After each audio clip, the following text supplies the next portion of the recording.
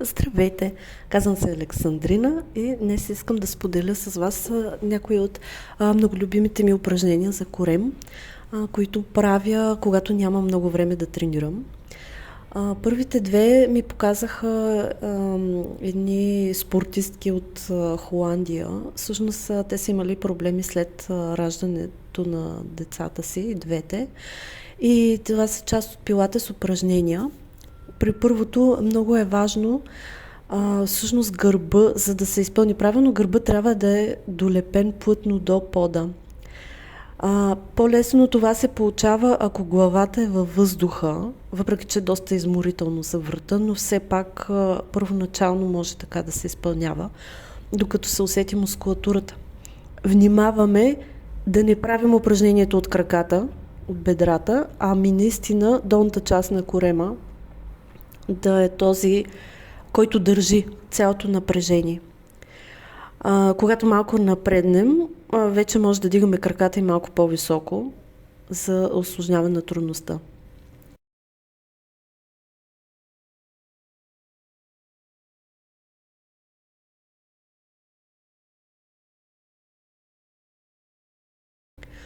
Следващото упражнение отново се опитваме да долепим кръста плътно до пода и просто се представяме, че се навиваме на руло от лакътя към противоположната страна, по-скоро към противоположното коляно.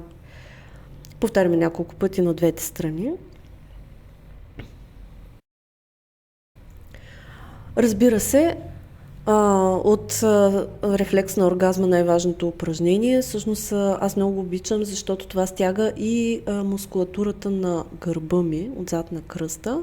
Може да се направи няколко пъти, просто усещайте как се издължават мускулите, както на корема, така и на бедрата, между другото. Следващото упражнение, гърба трябва да е плътно долепен и просто тежестта на краката, нека таза да падне настрани. Тежестта на краката да повлекат таза. И усета вътре в долната част на корема е много приятен. Усеща се едно разтягане вътре на мускулите. Представете си, че се едно на кръст се разтягат от едната част на корема към противоположната. Но наистина тук краката също не трябва да се напрягат, а да си представим как трябва мускула да работи. Така, в следващото упражнение си представям, че само избутвам от петата, просто избутвам така, че таза леко да отиде нагоре. Отново нямам напрежение в краката, а усещането ми е много приятно разтягане в едната част на корема и после в другата. Горната част на гърба отново трябва да е плътно лепна към земята, за да има по-хубаво усукване.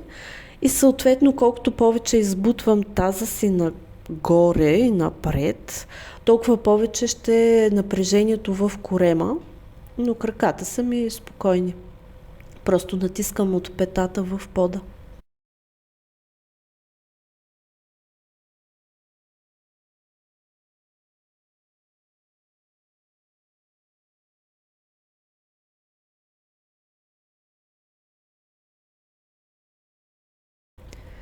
Също това упражнение много обичам да го правя в тази позиция.